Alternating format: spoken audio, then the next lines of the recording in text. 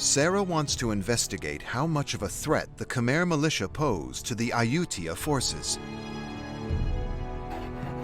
She meets a pair of blacksmiths who specialize in forging the pakiak. While they're using modern equipment, the scene's probably not too different from what it might have looked like over 1,000 years ago when the ancient Khmer were making weapons out of iron.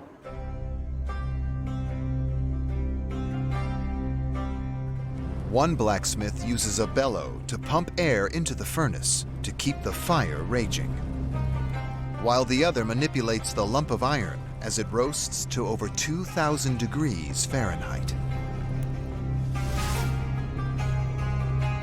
It's been about 30 minutes and he's almost finished shaping the iron.